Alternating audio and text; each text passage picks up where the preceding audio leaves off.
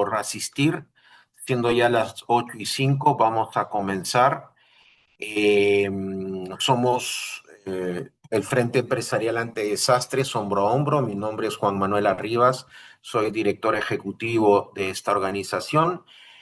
Somos un frente empresarial ante desastres que suma a todo el sector privado en temas de primera respuesta y de promoción de la cultura de preparación en el Perú. Venimos trabajando desde el niño del 2017, eh, y es para nosotros, es parte muy importante para nosotros difundir ese tipo de estatus del niño. Ya lo hemos hecho a principios de año y creo que ya es momento de hacer un estatus de lo que se viene en el resto del año, porque estamos siendo bombardeados por varias noticias del extranjero que alarman muchísimo y que es importante poder entender exactamente cuál es la magnitud. Antes de comenzar y dejar pase a nuestro invitado del día de hoy, quisiera, por favor, Joaquín, pasar el video de nuestras acciones que hemos venido haciendo en esta temporada de lluvias. Gracias.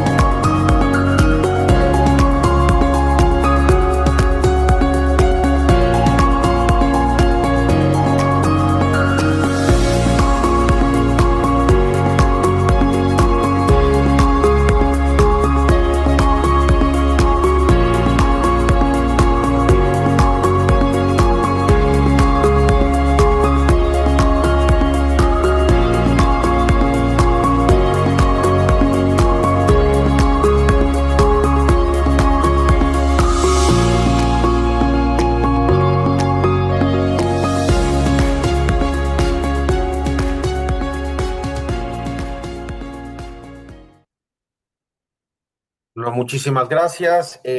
Los dejo entonces con nuestro invitado el día de hoy, es el doctor Julio Villafuerte.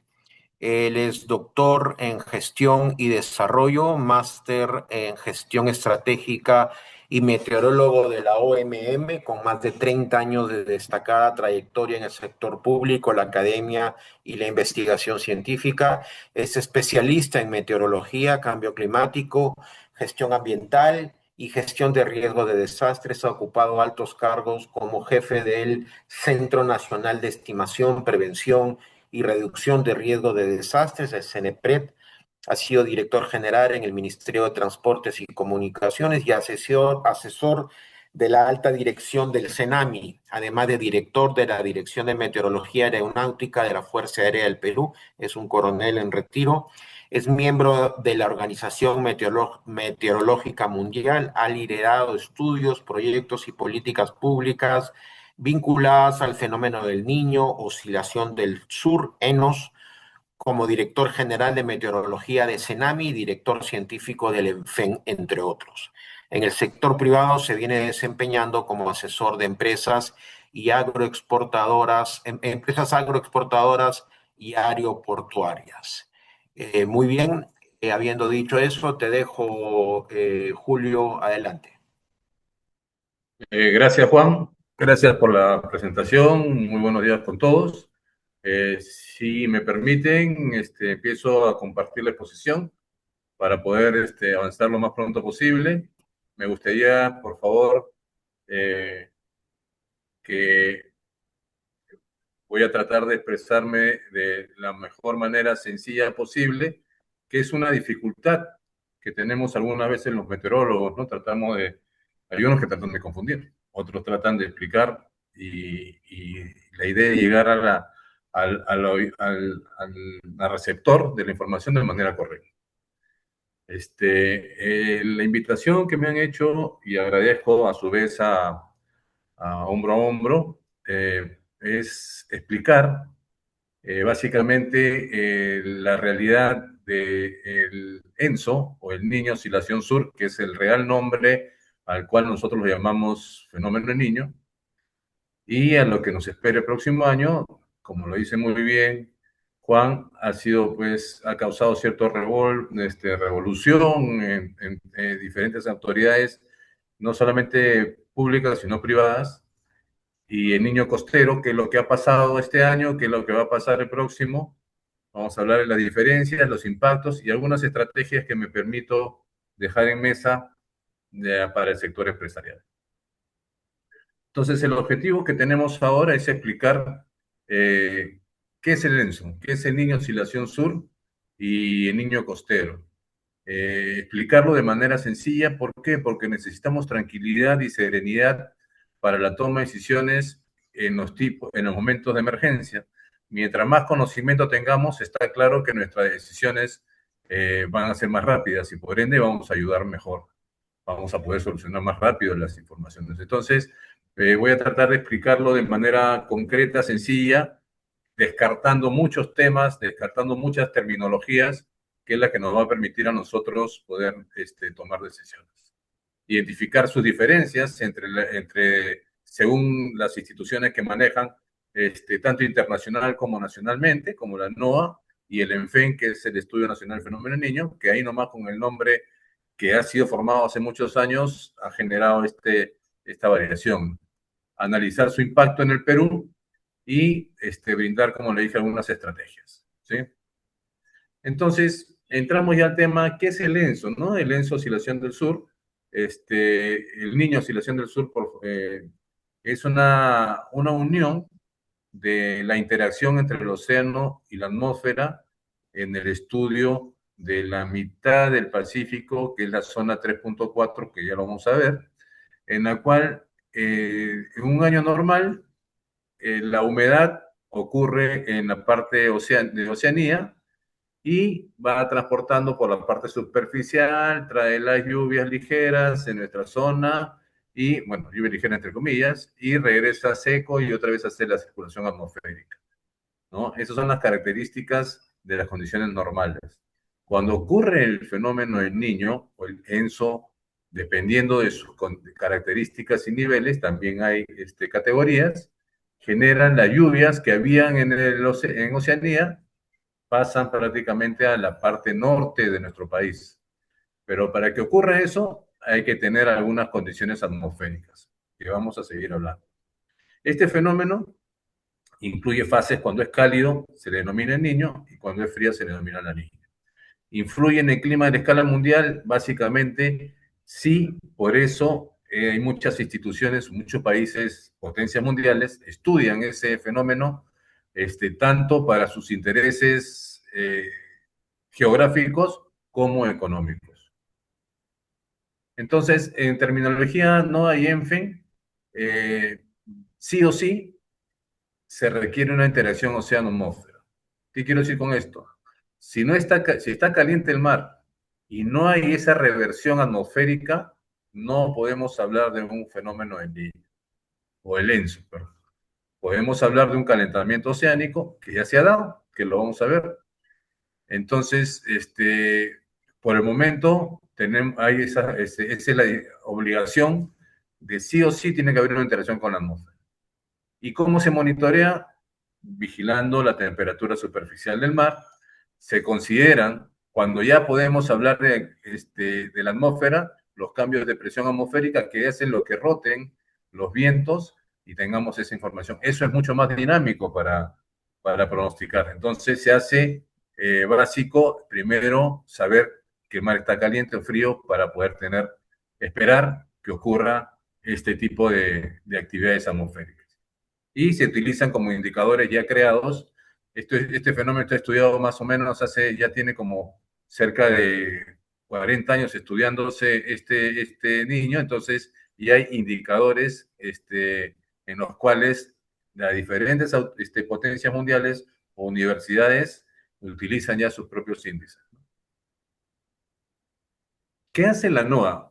La NOAA es prácticamente la institución que maneja que hace el servicio de la Administración Atmosférica y Oceánica de los Estados Unidos, ¿no? ¿Qué hacen esta potencia de investigación? Ha puesto boyas a lo largo de todo el Ecuador, llamémoslo así, por sus intereses, como les digo, económicos ya, ¿no? Y también algunas de gestión atmosférica que puedan afectar al país.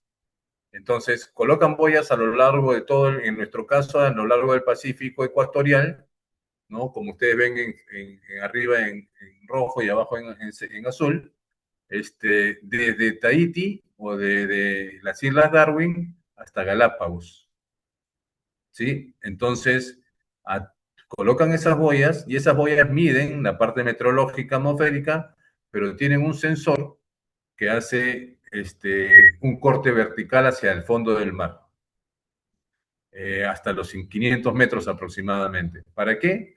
Para medir el calor o las masas que se mueven durante el año, ¿no? Esto es importantísimo porque, a diferencia de los otros modelos, otros productos, esto es en tiempo real.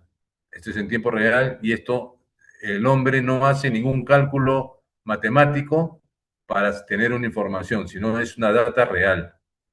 Entonces eso es muy importante porque también tenemos historia de esto. Tenemos hasta el año 90 información de estas boyas.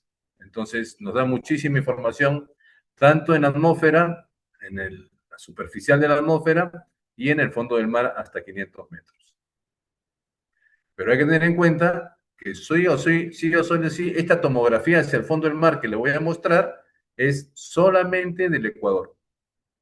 O sea, si haces una proyección al Perú, esta zona que vamos a ver se llama Niño Más 2, tiene solamente la zona de el Golfo de Guayaquil,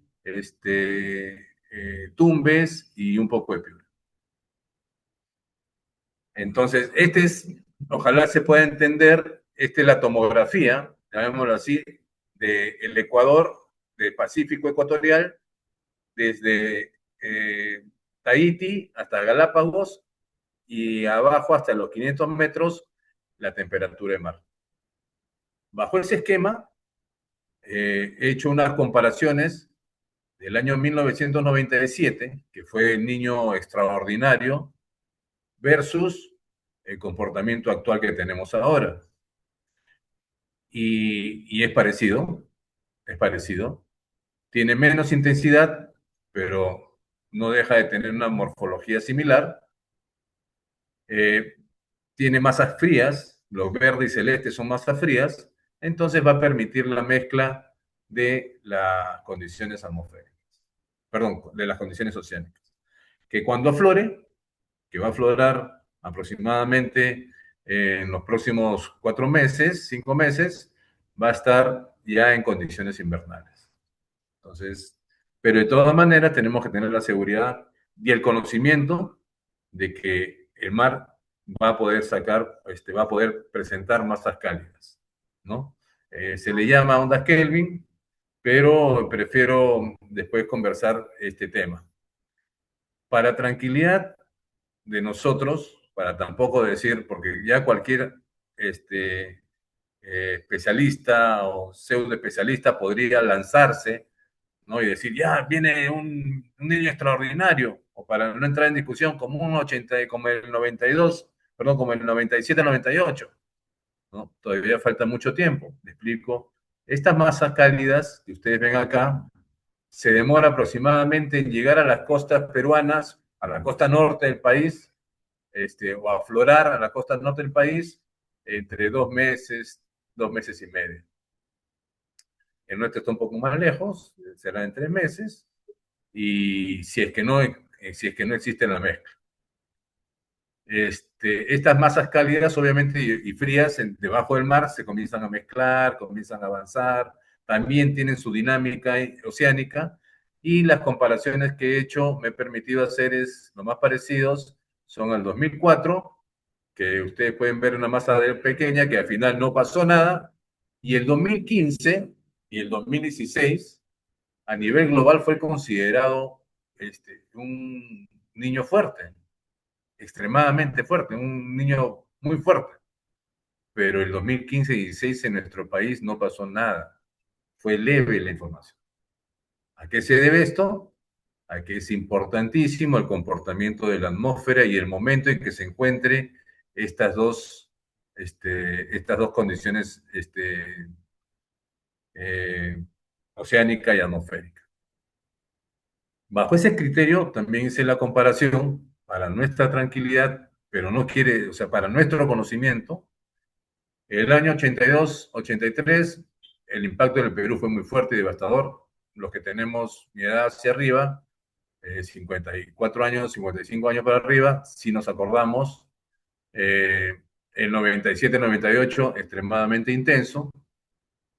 El año 2005 fue débil, no trajo, pero trajo precipitaciones. El 2015 fue fuerte a nivel global, como les digo, pero aquí no pasó nada. Es más, recuerdo que estábamos ya generando, económicamente hablando, una fuente de inversión porque decían que se venía un niño extraordinario. Y no ocurrió eso. Ocurrió el 2017 con un niño que ahora le llaman niño costero, que fue básicamente unos pocos días de precipitación, pero hizo mucho, mucho daño, ustedes lo recordarán, en este norte del país.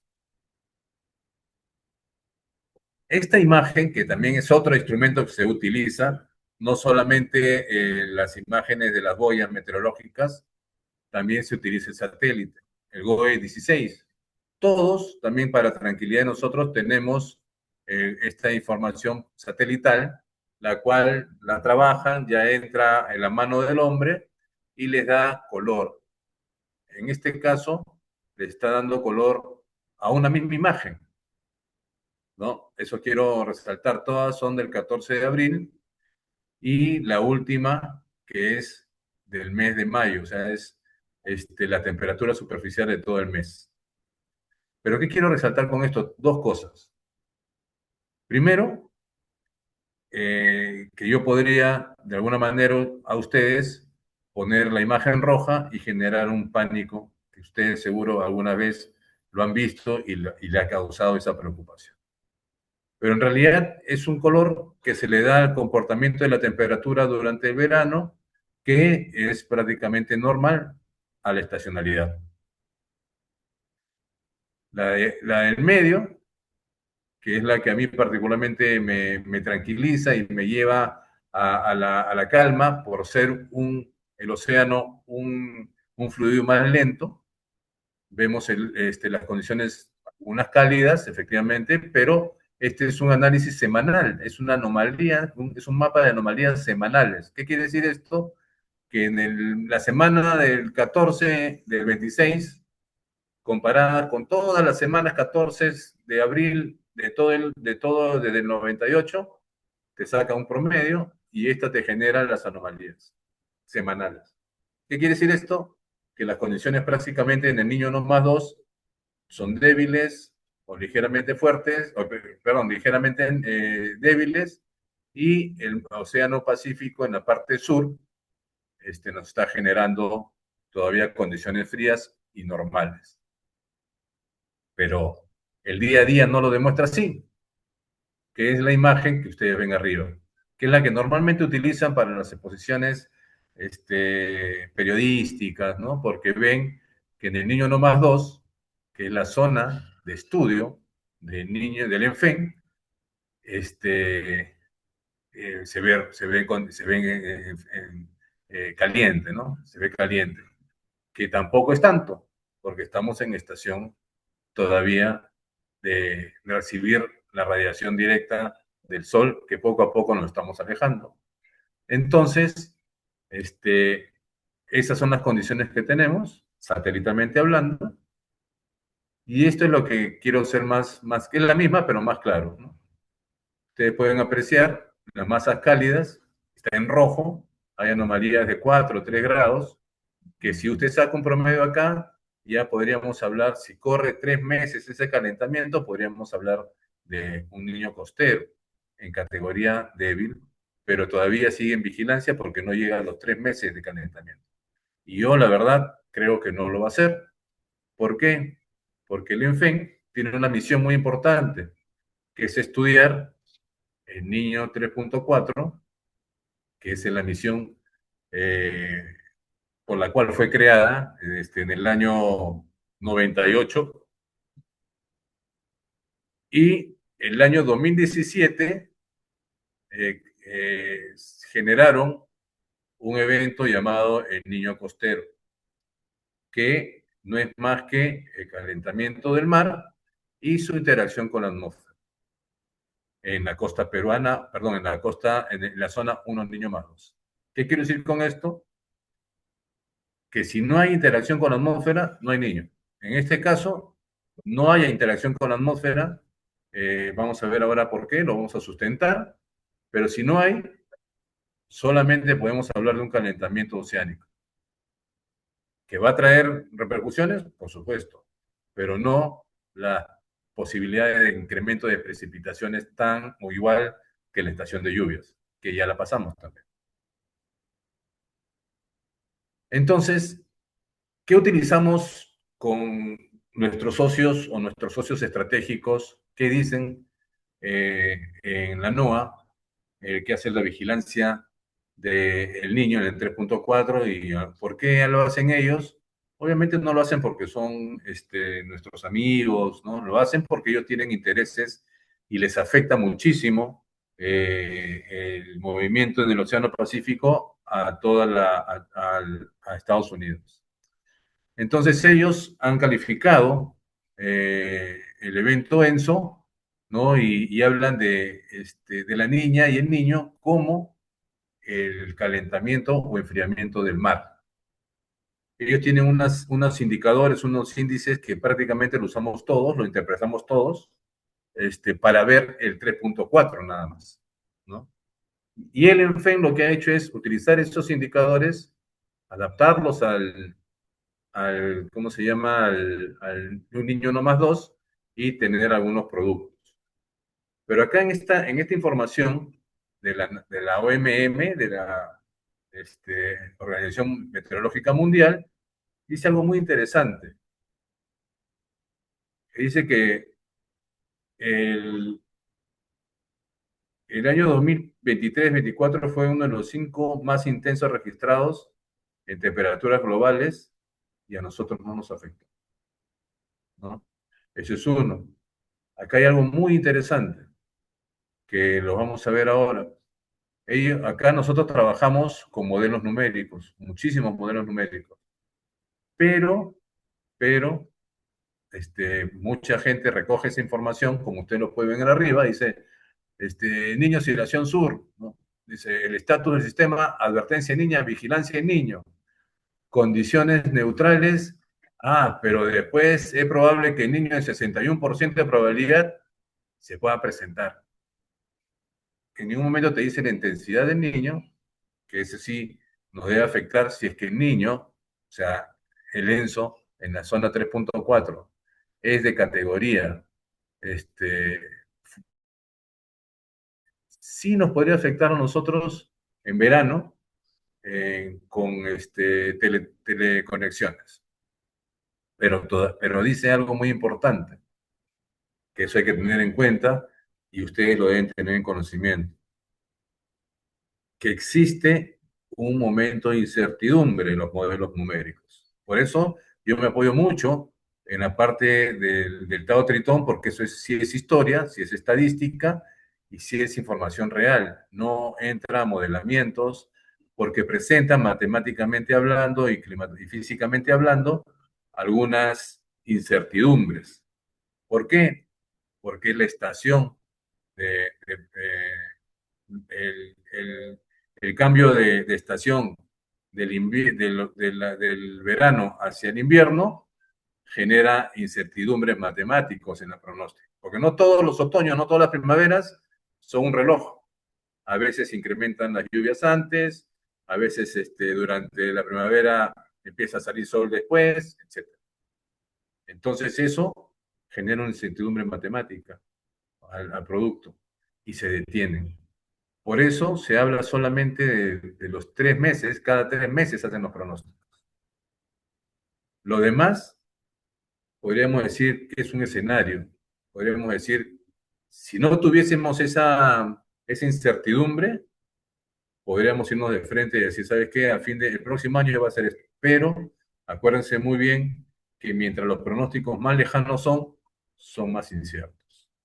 Entonces, yo apelo a la confianza de ustedes y al conocimiento de ustedes para mantener la tranquilidad en este tema y esperar normalmente que termine el otoño, o sea, a finales de junio, principios de julio, podríamos ya que estos modelos, ojo, son unas herramientas, puedan ayudarnos a tomar mejores decisiones.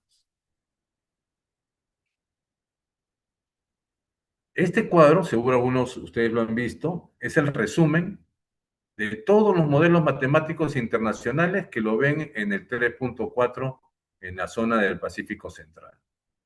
Aquí todas las potencias que tienen interés de analizar el 3.4 hacen sus modelos. Entonces todos parten del mismo producto, entonces todos prácticamente son parecidos. Acá está pues Australia, está Japón, está Corea, el Meteo France, la NASA, el ENSEP, el Reino Unido, en dos tipos de modelos, modelos dinámicos y los modelos estadísticos. Entonces todos ellos sacan sus modelos, ¿no? Europa, todas las instituciones del Estado. Entonces, y aquí viene la parte mediática, ¿no? Por ejemplo, se me ocurriría un científico de Meteo France, que el Meteo France es el cuadradito, bueno, vamos al de la NASA, ¿no? Al GMAO de la NASA, que miren ustedes cómo se dispara hacia un niño extraordinario, ¿no? Según sus modelos, para ellos, a partir de septiembre, noviembre, hay un modelo, hay un algo extraordinario. Y lo comentan. El científico dice lo que la máquina, el modelamiento matemático lo propone, ¿no? Pero entonces ahí viene la parte de la prensa o la parte mediática que dice, en la NASA dicen que va a haber un niño extraordinario en 2000, para noviembre de 2020, de este año. Suena simpático. Pero los demás no dicen lo mismo, los demás no opinan. Los demás no opinan, ¿por qué? Porque hay una incertidumbre. Vean ustedes cómo se separan los modelos a la distancia y no se forman de esta manera cuando todos ya prácticamente físicamente son los mismos productos y cada uno hace su modelamiento matemático, físico para centralizar. Pero todos normalmente deberían marchar igual o parecidos, ¿no? Y llegando a los bordes de considerarlo niño moderado, niño débil, niño fuerte, dependiendo de las anomalías que ustedes pueden ver acá a la izquierda. Y las características del fenómeno del niño o el ENSO, ¿cuáles son sus categorías? De 0 a 0.5, niño débil, etcétera, etcétera. Entonces, en este momento, por ejemplo, en marzo de este año, vemos que todas las universidades y centros científicos están entre 0.5 y menos 0.5. Eso es neutro. Eso es neutro. Y comienzan a dispararse cada uno, vean, muy, muy separados, parece una cola de pavo real. Entonces eso hace que entremos en la incertidumbre, que es normal, y tenemos que esa incertidumbre tiene que pasar en junio, y estoy seguro, y si nos reunimos otra vez, en junio, este penacho se va a centrar como la que está abajo. Este era de septiembre del año 23, por ejemplo. Vean ustedes cómo se quiso dispersar y después se volvió a su sitio y todos comenzaron a hacer sus pronósticos más o menos, pero con una intencionalidad hacia la neutralidad. Eso fue el año 2023. Entonces, ¿qué quiero decir con esto, estimados? Que es cierto, pero hay que saberlo analizar. Hay que saberlo interpretar para que ustedes tengan el conocimiento suficiente de tomar decisiones. Entonces, para indicar esto, hay que explicar que el ENSO es un fenómeno global. Por eso todas las instituciones científicas de todas partes del mundo la estudian. Pero sus efectos son diferentes para cada país. A unos les da sequedad, como en Australia, en Oceanía, y a otros nos causa el incremento a nuestra estación de lluvias. Porque ahí viene otro tema que quiero dejar acá. Entonces, cada uno de nosotros, cada país, tiene que hacer su propio análisis de los impactos, del impacto de este evento, llamado modulador, que yo lo miro como un modulador de nuestra estación de lluvias. ¿Por qué cada país debe analizarlo de forma independiente? Porque la OMM recomienda evaluaciones nacionales porque sus efectos no son uniformes. O sea, en Perú estamos en estación de lluvias. Eso es lo principal que debemos entender, que estamos en estación de lluvias en la llegada del niño, cualquiera de los dos niños, Enzo y el costero. Sí, solo sí van a ocurrir en verano. ¿Por qué? Ya lo voy a explicar ahora, pero en verano ocurre que las condiciones atmosféricas se presentan para que existan las lluvias, que ya está existiendo. Simplemente es un incremento más al modulador de las lluvias en el norte, básicamente, o si es de la parte del niño más fuerte, perdón, del niño 3.4, ya genera otro tipo de fenómenos con más tiempo de probabilidad de analizarlo, ¿no? Entonces, ¿por qué nos cae? Porque nuestros posibles impactos en Perú y Ecuador hay lluvias intensas, inundaciones y deslizamientos.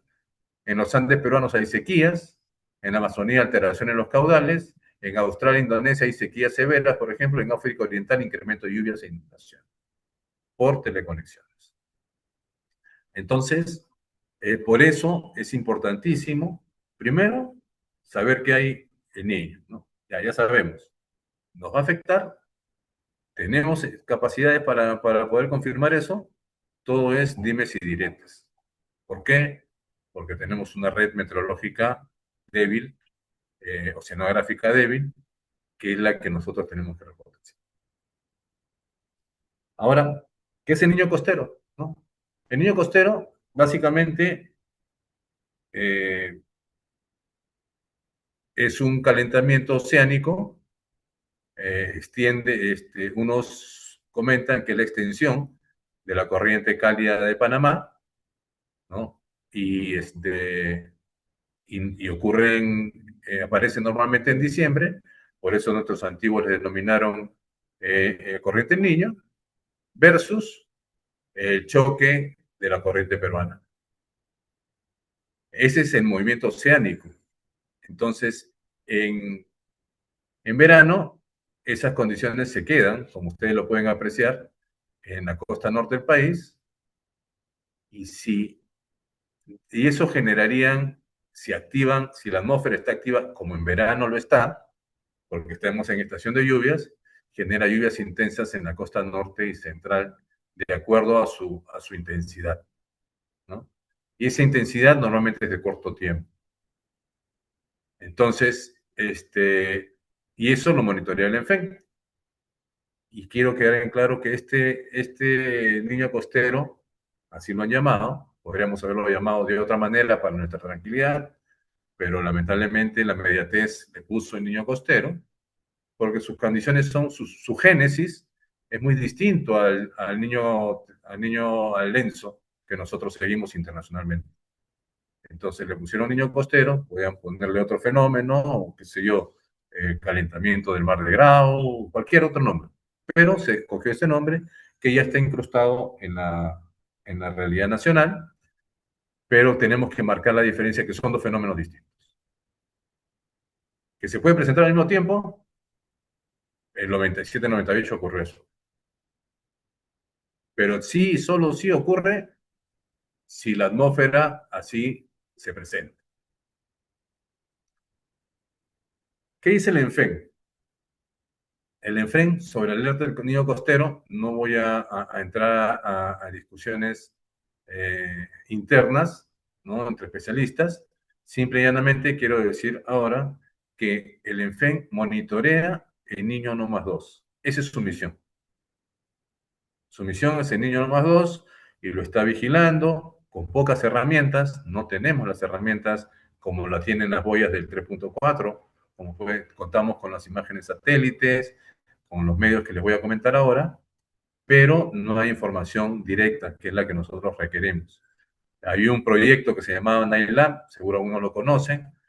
Lamentablemente, por estar cerca de la costa, algunos pescadores pensaban que era una especie de vigilancia y se depredaban los equipos y así Hidronaf no ha podido solucionar esto y es información importantísima de la parte de Niño No Más 2. Entonces, tenemos esa información que dicen ahora, se desarrollan, que, bueno, alerta de niño costero, no están advirtiendo que existe ya un niño costero.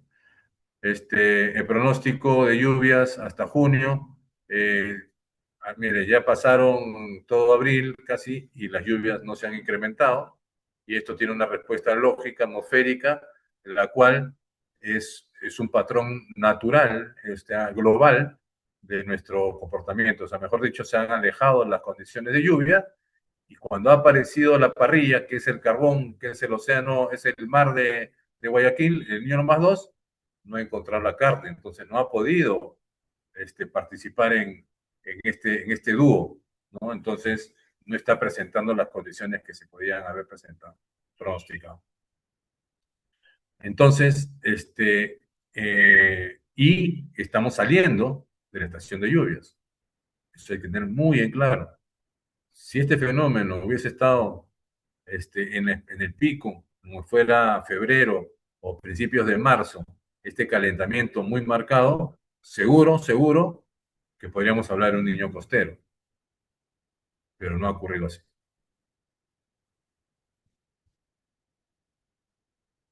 Las diferencias claras, y eso quiero dejar bien claro, más que nada para que ustedes a la hora que les expliquen, sepan qué le están hablando, qué diferencias hay. El fenómeno niño es un fenómeno global, el ENSO es un fenómeno global del Pacífico ecuatorial. O sea, ese que ustedes lo ven en televisión, que los españoles dicen que va a haber un super niño, que dice un científico de Ecuador que el niño ya se gestó, eso hablan de este. Pero como les digo, ya les expliqué cuál es el comportamiento y no hay nadie que nos pueda decir ahora cómo va a ocurrir el fenómeno del niño y qué intensidad hay. ¿Hay referencias? Sí, pero hay que estar simple y llanamente atentos. ¿Y cómo estoy atentos? Ya se puede explicar. El niño costero es un fenómeno regional, no es un fenómeno global. Y ocurre frente a las costas de Perú, a las costas norte del Perú. No llega ni a Trujillo.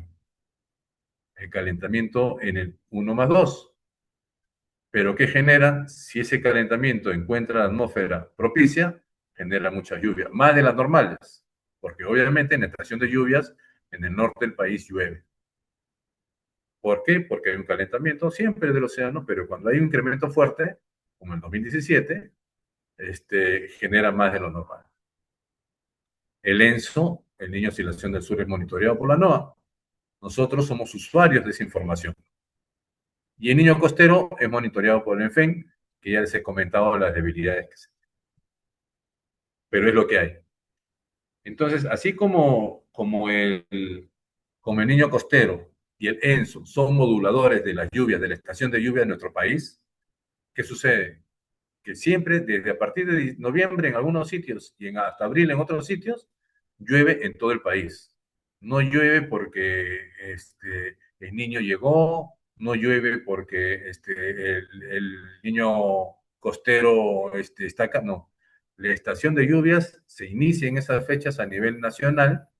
Esas nubes traen del Amazonas, se posan en la sierra, trasvasa hacia la costa Y si hay humedad en la zona norte del país, ¿por qué? Porque la cordillera en esa zona es mucho más baja, traspasa la humedad, encuentra en la masa cálida y la zona de convergencia y los vientos y ¡pum! Generan la lluvia. Ese es más o menos el movimiento general de la atmósfera climática en la estación de lluvias. Y ahí aparecen otros moduladores, que si fuera el caso, habría también un estudio nacional de la oscilación Madden-Julián. ¿Por qué no? Había un estudio nacional del anticiclón del Pacífico Sur. Había una, pero no, no lo están considerando así.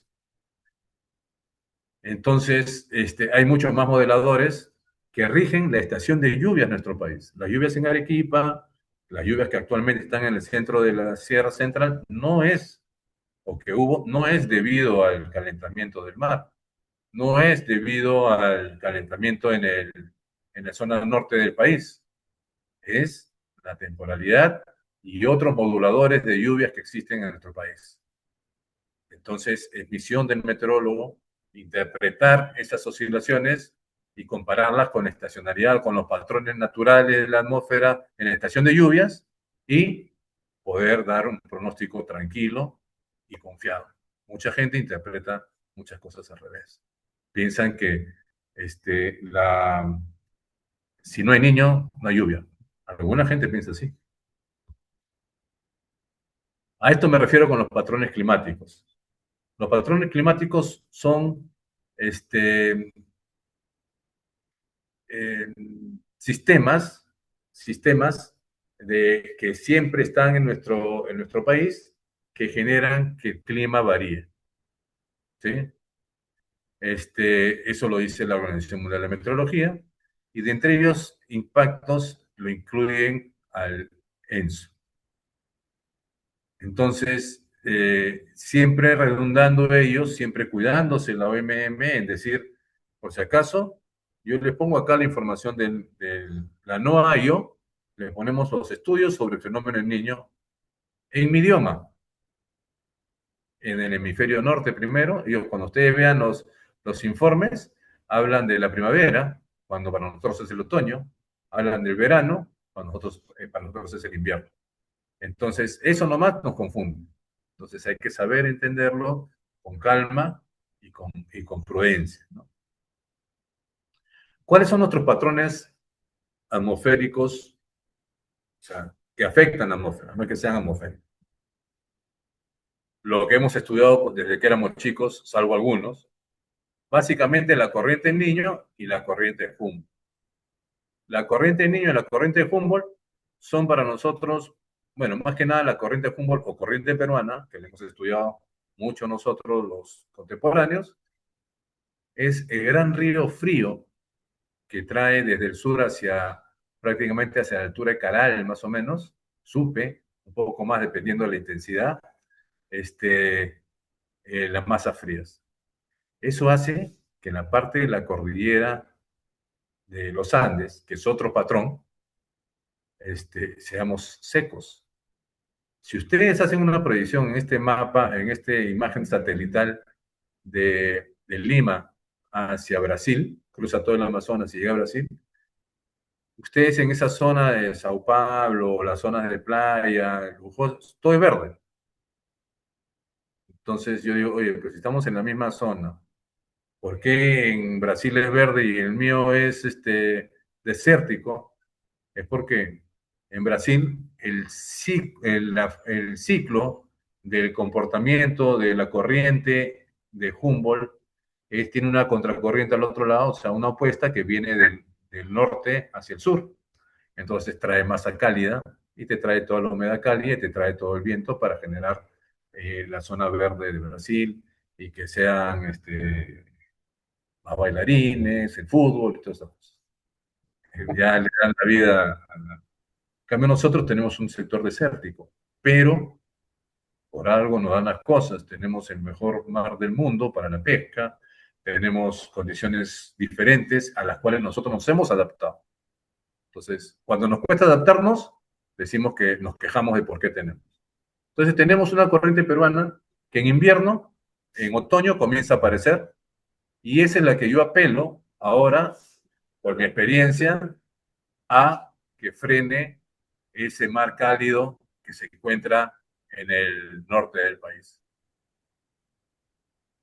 Ese mar cálido que dicen que va a durar todo el año y todas estas cosas, en esa zona podrían mantenerse si están hablando de Niño más 2. Pero en estos momentos tenemos la corriente de Humboldt, siempre está, por si acaso, simple y llanamente que en verano, por termodinámica, la masa fría va por debajo de la masa cálida. Entonces, la masa cálida que se mantiene ahora va a tender a disiparse, pero va a tender a disiparse siempre y cuando estas masas cálidas también que llegan, acuérdense que solamente vienen de la parte ecuatorial. Después, esas boyas no tienen boyas hacia el sur, no tienen boyas en el medio del Pacífico, no tienen solamente en la mitad del Pacífico ecuatorial, y esa tomografía es una línea que llega hasta Galápagos.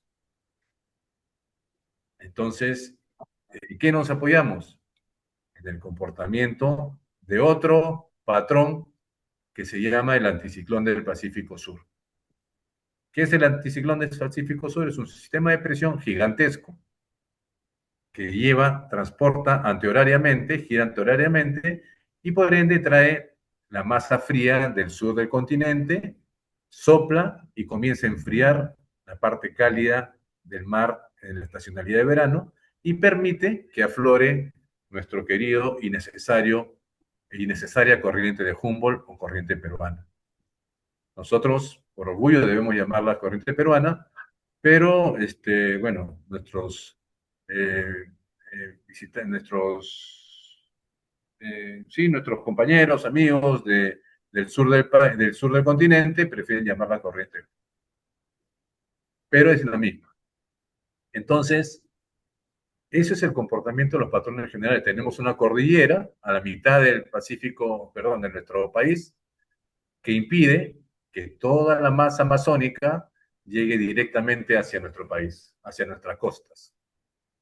Entonces, choca en épocas de precipitación, choca con la cordillera y lo que sobra de la cordillera, o sea, como choca con la cordillera y las nubes son más altas que las mismas cordilleras hasta la tropopausa, esa nubosidad pasa o humedad pasa y llega a la cuenca media de nuestra zona costera, cuenca media y baja, perdón, media y alta, generando lluvias en esa zona y por ende todos los años llueve en la Sierra Central, Sierra Baja y todas las quebradas que alimentan hacia nuestra costa. Eso es lo natural y lo que siempre existe. Siempre va a existir así. Y hay algo que nos ayuda muchísimo para poder interpretar que es la zona de convergencia intertropical o llamado también el ecuador meteorológico, que es la unión de los vientos alisios del sur con los vientos alisios del hemisferio norte. Se chocan y generan toda esta franja que ustedes ven en esta imagen, que cruza toda Sudamérica, todo el Pacífico, todo este cinturón, se le denomina zona de convergencia intertropical, que todas esas manchas rojitas y azules son nubes convectivas, las que están arriba. Entonces, normalmente, este cinturón va subiendo conforme nos vayamos al invierno, va subiendo hacia el hemisferio norte, porque se van debilitando los vientos del norte y van llevando hacia el norte, empuja este cinturón. Que como ustedes verán, ya está a la altura de Colombia, está a la altura de Panamá, no, todavía no, pero está a la altura, ¿y qué es estacionalidad? ¿Qué hace eso? Se lleva la humedad hacia el norte y cuando el mar está caliente en el Ecuador, no tiene cómo prender la parrilla. No tiene. Entonces, no está cumpliendo el, el indicador de la interacción con la atmósfera. Entonces, no podríamos hablar de un fenómeno en niño costero. Sí podemos hablar de un mar cálido, que eso también tiene sus influencias, también tiene sus positivismos, si es que supiésemos conocerlo más. Pero atmosféricamente hablando, no tienen esas condiciones. ¿Cuál es mi estrategia? Y se las propongo a ustedes. ¿Por qué tengo que yo preocuparme tanto en un modulador de una estación de lluvias si no sé todavía qué pasa en la estación de lluvias en mi país? Debo tener el conocimiento en mi área, qué es lo que pasa en todo el país en la estación de lluvias. ¿Cómo? Ya tengo información en CENEPRED, genera escenarios, sé dónde está la pobreza, sé dónde está la agricultura, sé dónde está la zona minera, sé dónde está todo. Y a eso le ponemos la climatología, lo que ocurrió durante los últimos años en todo el país y dónde redunda esta información.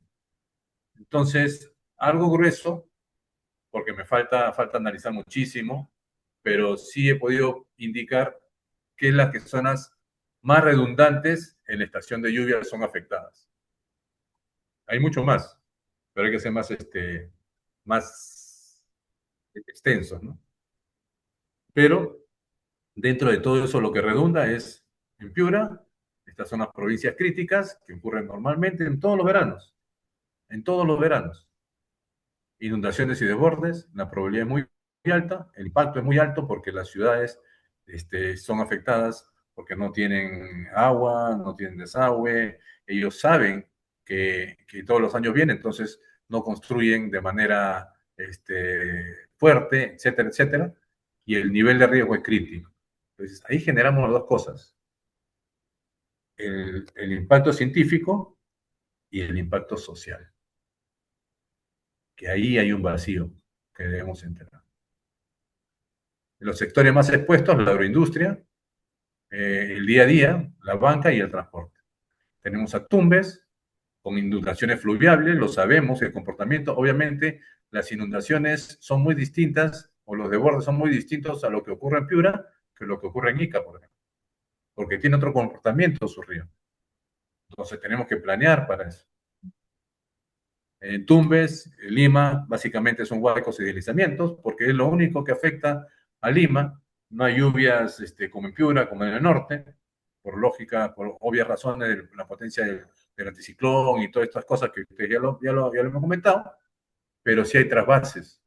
Si hay huaicos en Cuenca Media, Chaclacayo, Chosica, San Mateo para arriba. Y ese es del río Rima, faltan otros tres ríos, otros dos ríos. Entonces afecta la minería, la energía, el transporte de todo el material de la Sierra Central hacia la costa peruana, hacia la capital, donde hay mucho más personas, entonces es más mediático cualquier tipo de... ¿Se puede identificar? Sí se puede identificar, sí se puede identificar. Y así está Cusco, Arequipa, Junín, entonces tenemos, miren, conocer primero qué es lo que siempre nos pasa.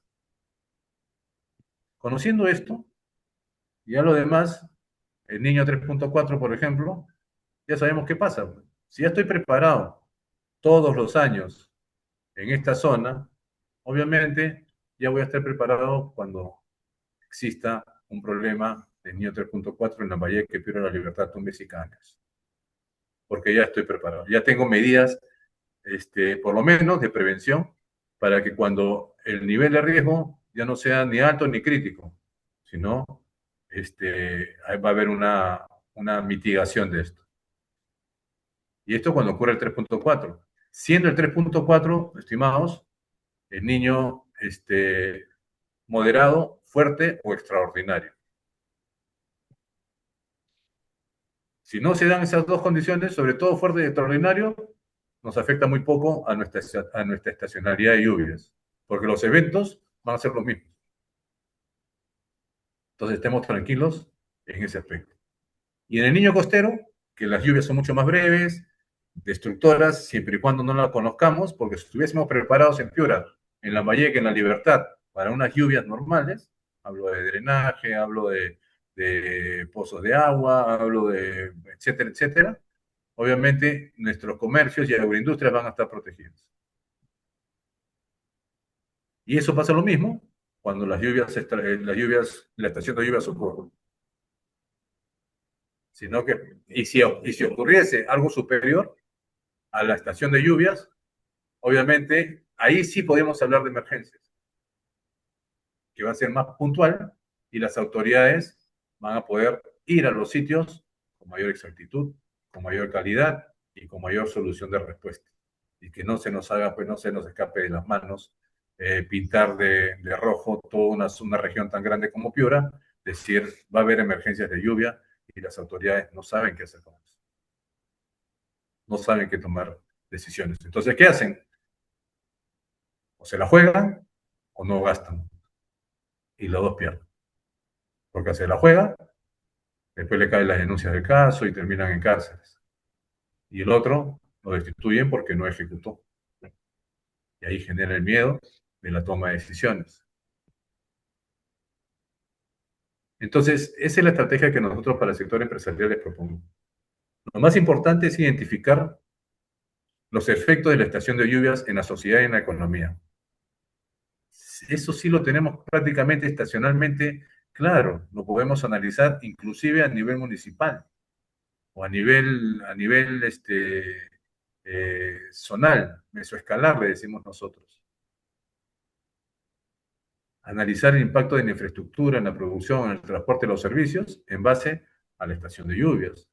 ¿Por qué? Porque en la zona norte llueve tanto, pero en el sur, en la costa sureña, no llueve, entonces poder hacer tus tomas de decisiones con mucho mejor. Sabes que llueve en Arequipa todos los años y no le echen la culpa, y eso suena lamentablemente como las noticias dicen, el fenómeno es niño, el fenómeno es niño, el fenómeno es niño, y se activa la quebrada de Yanaguara y se sale el río, pero no por problemas de crecimiento, sino porque como no pasaba mucho tiempo las cosas, comenzaron a techarla, comenzaron a temblar, entonces cuando apareció el río se la llevó. La naturaleza no te pide perdón ni disculpas, ellos avanzan. Nosotros tenemos que adaptarnos a ellos. Entonces la gente comienza a decir, el mismo alcalde o el gobernador, el fenómeno es niño. ¿Qué hace el fenómeno niño en Arequipa? Cuando es muy fuerte, eso también, cuando es muy fuerte y no nos afecta a nosotros, o si no afecta, hay una teleconexión que le dice, que sí es válida, que causa sequías. Pero ese es otro tipo de análisis a mediano o largo plazo. Entonces, reconocer las zonas económicamente activas más vulnerables cada año sería importantísimo para la toma de decisiones de ustedes. Cuantificar las pérdidas históricas y los niveles de exposición al riesgo. Hay que darle un valor a esto. ¿Por qué? Porque haces una línea base, después de haberlo analizado, cuánto has perdido y cuánto puedes ganar a la hora de mitigar en tu empresa. Posteriormente, evaluar como moduladores, evaluar, después de todo, ya que ya tienes todo esto, evaluar cómo los moduladores, como el ENSO, como el niño costero, como el anticiclón, como la zona de convergencia, intensifican o atenúan nuestros defectos, dichos efectos. Este enfoque va a permitir, obviamente, toma de decisiones informadas, y ustedes saben muy bien, menos Volcán y el que habla, seguro muchos de ustedes, que cuando tienes conocimiento tus decisiones son más rápidas. En conclusión, el ENSO, el Niño Oscilación del Sur, y el Niño Costero requieren interacción océano-atmósfera para considerarse como tal. Si no hay una interacción con la atmósfera, no existe. Si no cambian los vientos en el Océano Pacífico, en el 3.4, y acá no conozco las variaciones sociales, pero sí considero que es en el Niño Costero, porque es mucho más dinámico, mucho más difícil, ¿eh? Tener un análisis con la superficie terrestre y el océano y no tener datos y hacer un índice es difícil. Entonces, lo que yo considero para considerar fenómeno niño es que las lluvias en el, en el Ecuador y en la zona norte del país debe tener traspaso de humedad, ¿no? La zona de convergencia y todo eso. Sus efectos se concentran en la estación de lluvias. Tengámoslo claro, la estación de lluvias es lo que tenemos que vigilar. Ahí vamos a encontrar, si ustedes no tienen niño, no tienen niño costero, no tienen ENSO, igual vamos a tener emergencias. Igual vamos a tener, ¿por qué? Porque siempre ocurre. Ya sabemos dónde es. Ahora podemos dirigir nuestros esfuerzos. Podemos equivocarnos, sí, pero no dejar de no hacerlo. El ENSO y el niño actúan como moduladores, como le dije, así como otros que no estamos estudiando en su plenitud. Me encantaría tener las herramientas que tiene el ENSO para poder identificar el comportamiento del anticiclón del Pacífico Sur o el Alta Boliviana, que son Tetris, que ellos se mueven y los demás se acomodan. Y por último, la prevención es clave para reducir pérdidas económicas, no solamente vidas, sino económicas. Eso sería todo. No sé si tienen alguna pregunta, alguna duda, con mucho gusto. Muchas gracias, Julio. Ha sido amplísima tu presentación. Eh, yo podría resumir tu presentación, si no me equivoco, en que es muy difícil encontrar certezas en las predicciones meteorológicas, sobre todo cuando son cada vez más lejanas. Lo que sí sabemos es que va a llover. ¿Por qué? Porque siempre llueve en nuestra temporada de lluvias y siempre van a haber emergencias por esas lluvias que causan destrozos en nuestra gente más humilde, más vulnerable, del todo el país, como ha ocurrido este verano, que prácticamente todo el país ha estado en lluvias, no necesariamente causadas por el niño, como tú bien dices, lluvias estacionarias que siempre causan daño. Así que lo único que tenemos por delante es estar preparados y que el país realmente como país haga un trabajo serio de preparación y de prevención.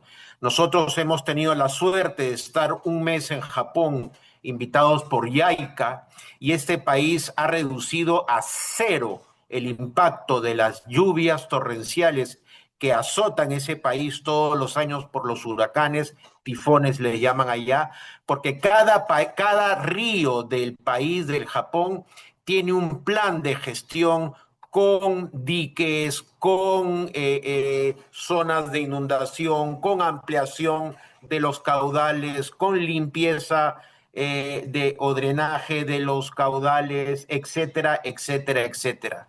Es lo único que nos toca por hacer en adelante, y cuando se hacen obras de preparación se habla pensando en lluvias a 500 años, a 300 años, no volver a construir igual que como se construyó antes. Y la verdad es penoso ver cómo la Panamericana se rompe siempre en el mismo lugar, en Bayobar, en La Leche, en los mismos sitios, y se construye exactamente igual que la última vez y no se construye pensando en un desastre a futuro potente.